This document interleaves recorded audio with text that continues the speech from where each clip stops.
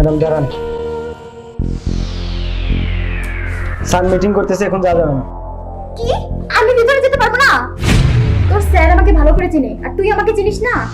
হ্যাঁ, এক থাপ্পড় তোর দাঁত ফেলে দেবো আমি। চিনিস আমাকে তুই? স্যার মিটিং করতেছে, এখন যেতে পারবেন না। বিয়াদব, তোর এত বড় সাহস!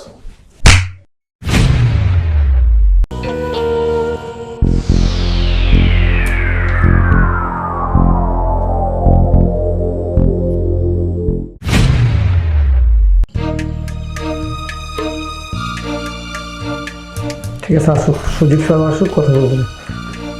ঠিক আছে, সুজিত স্যার কোথায় আছে?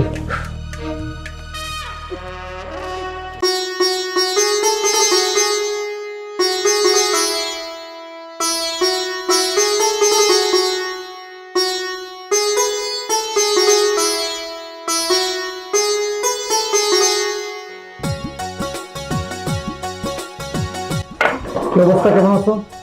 এই তো সুজিত সাহেব, অনেকদিন পর দেখা। এটা কিন্তু একটা বিশাল একটা প্রজেক্ট, কারণ আমরা খন্দকার গ্রুপের সাথে কিন্তু আমরা দীর্ঘ 10 বছর ধরে আমরা ব্যবসা করি না। এখন জাস্ট আপনার আব্বা যখন আমাদের সাথে ব্যবসা করতো, আমার আব্বুর সাথে, তখন থেকে কিন্তু আমরা বন্ধ করে দিয়েছিলাম যে কোনো একটা কারণে। যাক, আমি চাই না আপনি আবার আসছেন। আমরা এই প্রজেক্টটা আমাদের 50 কোটির একটা প্রজেক্ট, এই প্রজেক্টটা আমি আপনাদেরকে দিতে চাচ্ছি।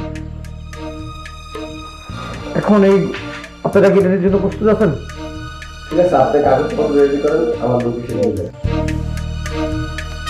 রাজীব সাহেব, এগুলো কি রাখেন আপনি বাইরে অফিসে? আমাকে ঢুকতে দেন, আমার সঙ্গে বিয়াদবি করে, তো কি হচ্ছে? ওকে এখন ডাকেন। ও আমার অফিসে ঢুকতে দেয় না। ওর এত বড় সাহস! আমি দেখতেছি। ওকে এখনই ডাকেন, আপনি এখনই ডাকবেন, এখনই কথা বলবেন, এখনই ডাকেন। জি স্যার।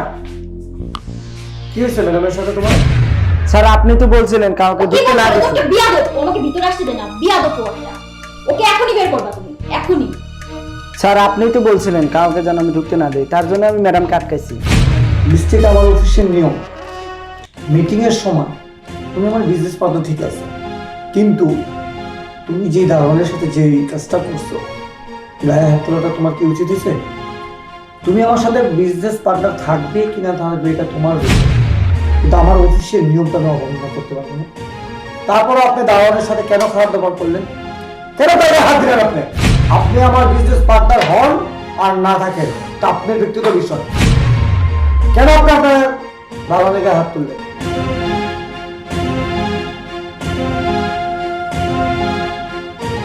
আপনি আমার এখান থেকে আসতে পারেন, চলে যান। আপনার মতো আমার পার্টনার প্রয়োজন নেই।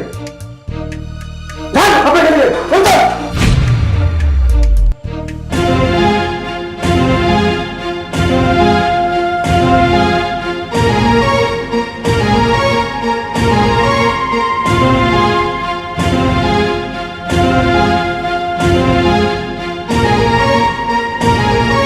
তুমি আজ থেকে আমার ছোট ভাই হিসেবে, তুমি আমার নিজস্ব